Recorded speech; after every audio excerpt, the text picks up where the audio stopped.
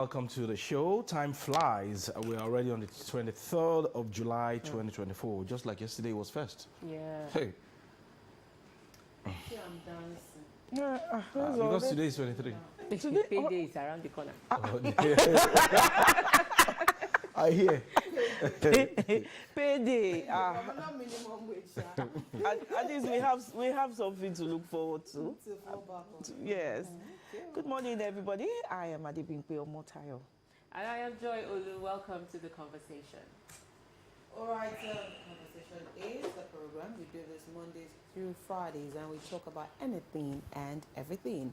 Let's start with our news points for today. Shall we start on this side today? Yeah, in Lagos. First of August is around the corner. And of course, some people are planning to protest in different parts of the country. And the NLC is here saying that the federal government should not prevent people from protesting peacefully. The Nigerian Labour Congress yesterday issued a warning against any attempt to suppress Nigerians' fundamental right to express their views, particularly in the light of the planned nationwide protest. The NLC instead called on the government to engage the protesters constructively rather than resorting to measures that could undermine citizens' right to voice their grievances. The Labour Union also called on President Bola Tinubu to listen to the cries of Nigerians over hunger and widespread hardship in the country. A section of Nigerians have been mobilized to start nationwide protests on the 1st of August under the hashtag Tinubu Must Go and Revolution 2024.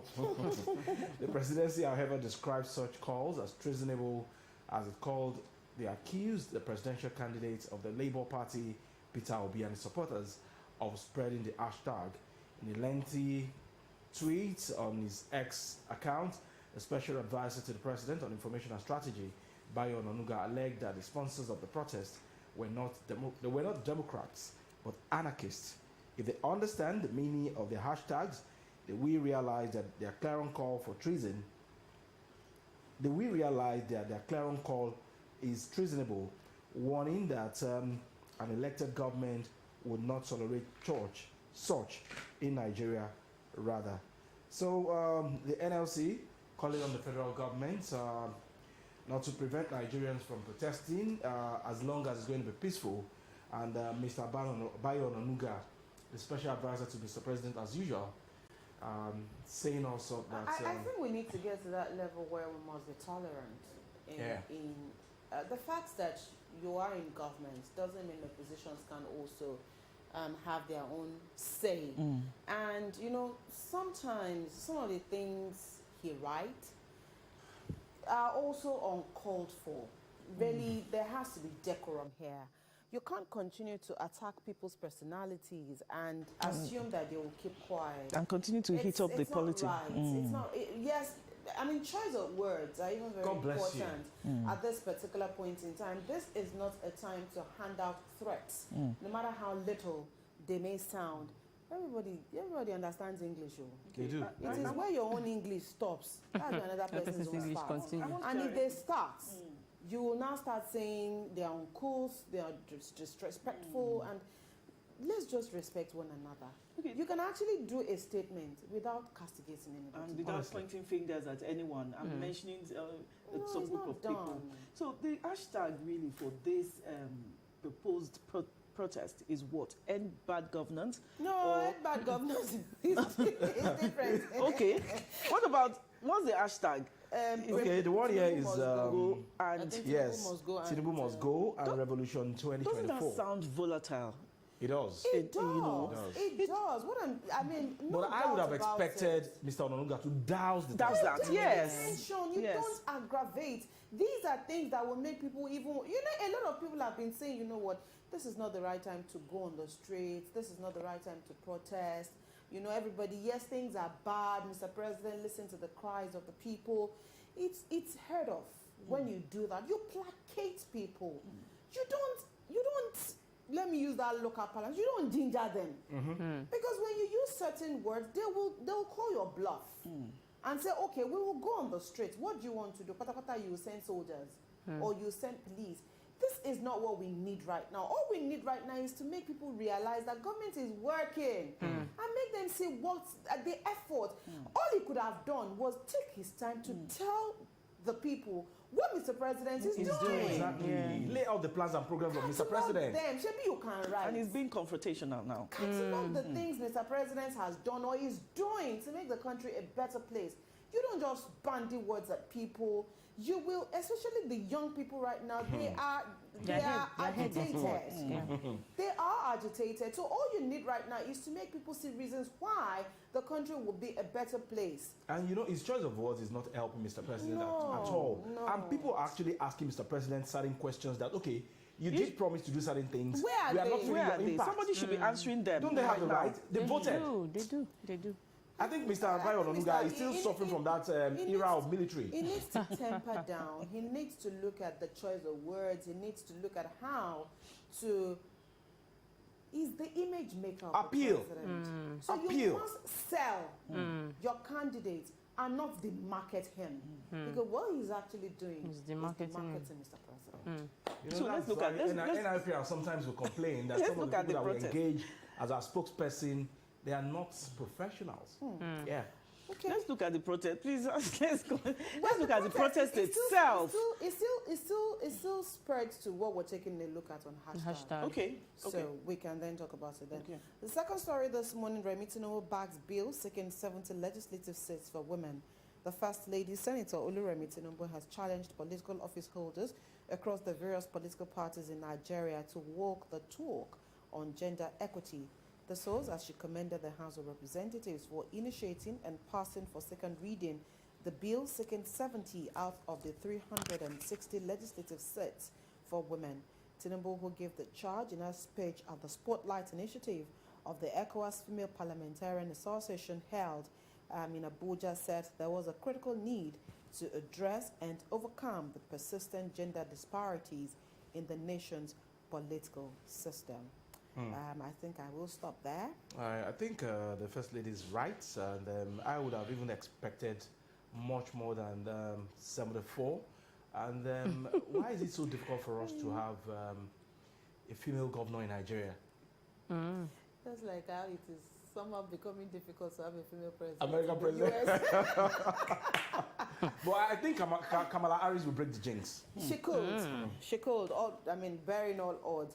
But adding my voice to what, of course, the wife of Mr. President is saying here, I would rather women take the position by themselves rather than have those seats there on a platter of gold. Because again, you will say that those of them that are there, what have they done or what are they doing? So can we begin to ask that women also come into politics in their numbers and fight for the space? If you get anything on a platter of gold, you will misuse it. That's what I think. You won't even have a say. And then you will have things like, but we kept But the we seat gave for it you. to them, yeah. You know we're a patriarchal society, whether we like it or not. So if we really want to earn the space, if we really want to be there, and this is not about competition, this is about being complementary and finding a balance for the country. So I think what the wife of the president should actually be saying is that women, this is the time for you to support one another. Hold one, and let's see how we also can get to that position and not necessarily say leave those seats. If you leave those seats and there are no women to occupy them, what do we do? But our women, do they have the financial muscle to actually... It will come. When you are united? Yes, it will come. Very important, very important. And When you are that day, united, when when we are That's united. unity. Female governors It will come. in Nigeria, at least maybe 5 or 7 or 10, it will make the equation balance. You will see female philanthropists, backing male candidates instead of, backing a woman. Unity. We need to be united first. First, yeah. All right. Okay. Adebimpe. The story continues with Dangote and NMDPRA. Federal government moves to end Dangote and NMDPRA rift meets major industry stakeholders. Minister of State for Petroleum Resources, Heineken Lokobiri, yesterday hosted what the ministry, my glasses are on, Don't start what the ministry described as a crucial meeting with Dangote as well as officials of the Nigerian Midstream and Downstream Petroleum Regulatory Authority in an apparent move to sort out the recent altercations between the two parties. At the meeting, according to a statement from the spokesperson of the minister, Amaka Okafor, where the leadership of the Nigerian Upstream Petroleum Regulatory Commission and that of the Nigerian National Petroleum Company Limited. Although no specifics were mentioned by the statement, the disagreement between the chief executive, Farouk Ahmed, and Africa's richest man, Aliko Dangote, had recently dominated the public space. And the disagreement was over the quality of the products being churned out by the $19 billion, 650,000 barrels per day oil refinery owned by Dangote, which Hamet's NNDPR alleged was producing fuels with high sulfur content. Hamed had maintained that products from the facility, namely diesel and jet fuel, were of lower quality than the one imported by NNPCL. Ahmed also stated that the Dangote refinery had not been granted a full license to operate, explaining that the facility cannot be solely relied upon to satisfy the fuel needs of the country. Well, Let me stop here because thankfully, the matter is long. thankfully that's one of the discussions we're having on the program today. Perhaps would have a better understanding of what is going on. But if you do remember, yesterday we were categorical about the fact that the federal government needs to take a position here, and perhaps now that the Minister of State met with both warring parties yesterday, maybe going forward the relationship will be mended and it will be better. But for now, let's see how. What relationship? Between the They are NNPC. just trying to frustrate the man. Ajibola, perhaps, but you'd also look at the antecedent of Aliko Dangote himself. I mean, there are times that he's also benefited from past administrations. Sugar, cement. So, what goes around? So We is didn't the hear anything is the there. NPCL fighting monopoly of the market or what? The NNPCL is fighting their own war. They're I fighting. like They're the way fighting you Yes, something. they are sha. fighting their war. They're fighting something. And Aliko Dangote is fighting his own war. I'm And happy the man is speaking out. He is speaking out, but He's frustrated. Ajibola is speaking out. He's frustrated, but it is also for his own personal gain, which at the end of the day could pay Nigerians. NNPCL should cover its face in shame. What you cannot do, an individual is doing it for the country. You It's think complementary. It's complementing the effort of this government. Yes, of course, it's going to make gain. A country without any refinery that is working, I'm going to adopt and that. you are producing They're oil. called It's Aliko a shame. Dangote, AAD, Alhaji Aliko Dangote, and NNPC. So AAD and NNPC. You see this fight there? Well, the guy don't do settle. Okay, so we'll talk about this much later on the program. Joy, let's quickly take your story. Lagos State Government welcomes public participation in budget process. The Lagos State Government has reiterated its commitment to the well-being of residents as the preparation for the 2025 budget process begins. This is according to the Commissioner for Economic Planning and Budget, Okwe George. He urged residents to actively participate by attending and contributing meaningfully at the scheduled venue. You can register for physical attendance in various areas or log on online and participate by sending an email to budget@lagostate.gov.ng to indicate your interest. It's starting on Tuesday at Eco Club in the Lagos Division, moving on to Agidimbi in the Ikeja Division, then the Ikorodu Town Hall, followed by Ekpe and Badagry. We had him on the show last week and he spoke extensively on the importance for people to participate in the budgetary process. Well, I mean, we really do not need to overflog that. He was here last week and he talked about that. So just try to attend anyone closest to any of the 5 divisions of Lagos. Let's quickly head to the X platform this morning and take a look at one of the many trending stories. This particular hashtag, End Bad Governance in Nigeria, as at now, has gotten over 52,000 posts. in Nigeria. And so this is the time for Adibingbe to clarify which of the of the hashtags. of the hashtags. Correspondent.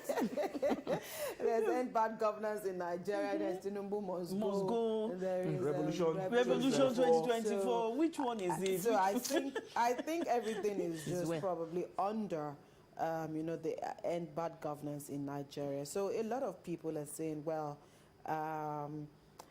Omoyele Sowore, just tweeted about 36 minutes ago saying that DSS has arrested one Aliu Sanusi for printing and distributing hashtag end bad governance in Nigeria material in Sokoto State. But so that is wrong. of course, you have so many, back and Sides. forth going in this particular situation. But I think we have more people trying to placate the young people Yeah. from not embarking on this particular protest. According to them, it might lead to something else.